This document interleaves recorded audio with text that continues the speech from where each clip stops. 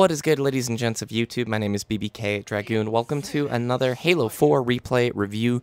Today we are on board with KGB Fusions, and this is a game of Haven Infinity Slayer. And as the game gets started here, I want to note a few things before we get rolling and before we get too far into the game. I've seen this with a lot of Halo players over the years, and especially me, before I did YouTube, back when I was really getting into Reach, I would do this, where I would do this lone wolf style, sort of ignore my team, and cruise about the map. And it can lead you into this false sense of idea that you're doing well, just because you're not dying. Halo is a game where you absolutely must work together with your teammates. High-level Halo, you'll see a lot of players and streamers wondering, you know, if they're trying their absolute hardest and they can't get anything done, you'll a lot of times hear them yelling, "Where are you guys? What happened?" Because you'll get players down to one shot or you'll get them weak. And if you have a lone wolf player like yourself who's not even remotely close to his teammates to help out, you're going to lose by large margins. So it's very important that you stick with your teammates. In your email, you say that you have a hard time spending a good chunk of the game in power positions. I don't think the issue is power positions. I think your issue is the fact that you're just not spending time with your team. Okay, let's get into this. I'm going to not have the name card on screen. I'm not going to have it in the right-hand corner or wherever I decide to stick it. So initially, off the break, I want to talk about your choice to go here. Something to make note of is in Infinity Slayer, dude, the sniper spawns here. And we don't have ourselves a whole lot of reason to spend time pushing over here. Mohawk is not as important to us in this game. Where are you? Where'd you go? There you are.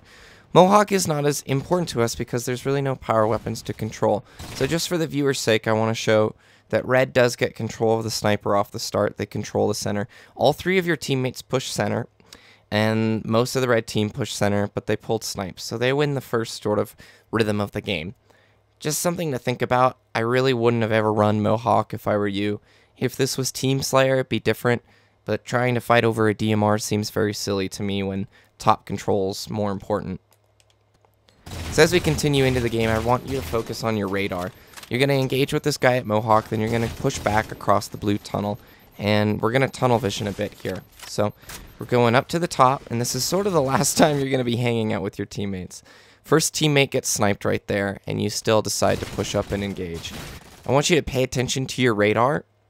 It should have been very clear to you that the player that was at Mohawk pushed over the street. Watch your radar real fast. Keep watching the radar. You'll lose it when you zoom in here. And the moment you come out of the scope, he's on your radar right now. So you're being pinched. This is not a position you want to be in. There's not a whole lot you can do with this. It was a bad choice to push up and engage there. And something you definitely should have predicted since you were engaging with that guy at Mohawk. Something to think about. Fast forward a little bit here. You guys take the sniper out, which is important. But look at your radar. You're in a really optimal situation right now to put pressure on their player with the sword. There are 3 blue teammates here versus 1 guy with a sword. And this goes horribly wrong, mainly because you completely ignore the sword player. Ignore the sword player, ignore the sword player, and you just hang out down here. There's no reason that you should be down here, dude. None. None whatsoever. Let's back that up and show it again, because... oh my goodness. Alright. So let's watch this from the third-person perspective. You leap over the ledge, which is fine to avoid getting shot from the spawn at Mohawk. Totally fine. But you are so hasty in this push that you don't even get any shots on this player. I want you to see how just awkward this goes. These 2 guys right here. Look at this. He's struggling with the sniper. He's struggling with the sniper. It's 4v1. There is no reason that this guy... you should not let your sniper player die like that. And look, he gets the second kill. You guys lose top control. And you're off, like, under here having a tea party for no reason, dude. Just keep that in mind. When you hear your teammates in gunfights, that is a cue for you to look in their direction because they're putting shots into someone, obviously, or the enemy is going to be in that region. So you're probably going to have weakened enemies who need to be cleaned up. For you, it's easier kills, and you'll not see such a gap form. I mean, it's 15-3 at this point, man. No top control. I love that you pick up the concussive rifle, which is great. What I absolutely hate is that you jump back down. Why? Don't. This is the choke that you get to control with that concussive rifle, bro. This is the spawn that they got. You get to lock down this area and put so much AoE damage into this spot that to jump back down is absurd. You're going to get a kill here, but, like, you lose top control once again, and you leave your teammates hanging. That one guy up there is just all by himself. There's, again, no reason that you should be really focusing on this guy down here. Oh, sorry, I should put the name card away. Top, get with your teammates. You hear them fighting folks, but just focusing on these one-offs is not going to help you. Maybe it will, I don't know. Maybe I'm being too critical, but I've seen this a lot. So this is 2v1 right here. And there's no reason he should get away. One shot. He's one shot right now. He's one shot right now. And this is just awkward. You have all the time in the world you need with the beautiful sightline to kill him. This is a kill that is inexcusable. You have to be able to secure those kills. That's just a lack of stick control. It's very awkward to see. Alright, let's continue here. I love the concussive rifle. I actually kind of like the really aggressive play here. You catch the guy with sniper power boost off guard. I think it's pretty hard to snipe through a concussive rifle, and I think you made absolutely the right choice here. Good job. You're going to pull snipes, and let's look at our radar right now. Pull a snipe. Reload. On the radar. He's on your screen. On the radar. On your screen. Still there. Still there. When an enemy dies with the sniper, you have to assume two things. Number one, the enemy team's going to call it out. Number two, the enemy team's going to try and re-secure that position. So one of two things has to happen. You either have to prepare to defend that sniper rifle immediately, which needs a lot of confidence in your shot, or once you take that sniper, you get immediately back to the support of your teammates. Neither of which happens here. Nope. Nope. If you're not confident to take those shots, you need to take the sniper and just get behind cover behind this wall. You could have done that, and then they have to guess. They have to guess which side you're coming out. Sniper's hard to use under fire if your shot's not really good. Sniper's really easy to use if they don't know where you're going to come out and if they're not expecting it. I do like the fact that you run back over to pick it up. That's good. Next priority is getting to a place where you can use this, though, and paying attention to where your team is going to spawn.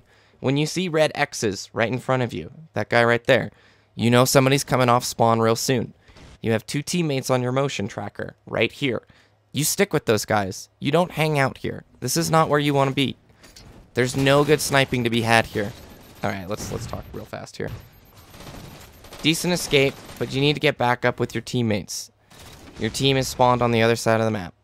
They're back on the blue tunnel side, and you're all alone with the sniper, which is quite precious. The goal needs to be to unite with these teammates. If you keep playing in another area code, you're just going to struggle too much, because the red team actually is working together. The exchange for the concussive rifle is totally fine. I think that's okay. Good kill with the concussive. Getting drilled from Mohawk. Cruising back over into these tunnels. So much time spent down here, man. I mean, I just want you to think about how much time of this game you're spending not in play. You're spending just hanging out in the tunnels, not aiding your teammates, and really not getting a whole lot done 1v1. Get out. Get out. Nice. Get back up top with your teammates. You hear them fighting this whole time, and you're ignoring them for these silly 1v1s. Also, your shot needs a lot of work. I know you say in your email that it's okay. I would spend a decent... Oh my gosh! Oh no! I'm sorry, dude. I'd be lying if I said I haven't done that. I've done that a lot. Octagon campaign something, dude. But you're taking these fights. You see, as a sticky debt, don't. He will win that fight. He will win that fight if he's a good player. Oh! He goes for the thrust over the guy, gets the kill. Yeah, he does get the kill. Very nice. Don't drop. Oh, you have teammates coming in. Maybe. Let's see what the pull is. Sticky debt or OS. Goes for the OS. You guys can let me know down below what you think. Would you have gone for sticky debt this far down? I think I would have gone for sticky debt to go for miracle kills and see if we can get something. Yeah, the shots just aren't hitting, dude. Sprinting into fights too. Let's back that up. This is something that systematically you can improve. Don't sprint into these fights. So you engage first, Your next step is sprinting in. No! Let's look how much time it takes before you get your gun up. That is a long time, dude. Even with OS, that's a long time. Good kill. Good nade. That's the nades you want to do. Leave him, you know, if he's going to push into your area code, into that spot, he's going to lose his shield. That's the way to do it. No. No. No. Those are hopeless nades, dude. You can't throw those kind of nades out. Let's look at it from his perspective, because they're just going to be so easy to avoid. 1. No. 2. No. 2 wasted nades. Not useful. And you lost so much time. So much time with your gun not being downrange, bro. So let's wrap this up here. That was a nice little double there at the end. And that'll be the game. So let's take a look at the score here. 8 and 6, I believe, is your final kill count, KD. Yes, the red team ran circles around you guys, but the big things that I saw was just very poor map awareness and very hasty moves. You tunnel visioned on your own world to the point where you completely ignored team positioning. There was virtually no teamwork in this game. You were never working with your team to help secure kills or save teammates. If the team works together as a cohesive unit, they've got a much bigger shield. If you were to put all the shields of all 4 players together, it works much better, right? You guys have a much longer lifespan, but if one of those shields is missing, consider each player like 1 layer of OS. If you're missing one, it's going to be so hard, dude, the entire time. And by just staying alive down in the tunnels, you're not really helping your team. And finally, by throwing those nades that way, you're just wasting nades and wasting time for you. Okay, so let's look at my 4 points that I want to talk about. Your accuracy absolutely needs a lot of time and work, man. And it's just Halo multiplayer. That's what it is. You gotta spend time on the sticks to get comfortable. Missing that one-shot guy at Mohawk is unacceptable. Those kills must be secured if you want to climb up the CSR. Your map knowledge, I almost don't want to bring this one up because I think decision-making is more important. I like the fact that you picked up some power weapons. I didn't like the fact that you didn't push for snipes in the beginning. And I really didn't like the fact that you spent so much time in the bottom tunnels looking for little one-off engagements instead of working with your team. Decision-making, again, man, spend time with those teammates, help them when they need help, and it'll help you too. And handling pressure. Throwing those nades mid-fight won't help you very much. As always, thanks for watching, thanks for submitting the replay. If you guys have critiques of your own, you can leave them down below. Be nice, or I hit you. And with that, have a great day. Bye.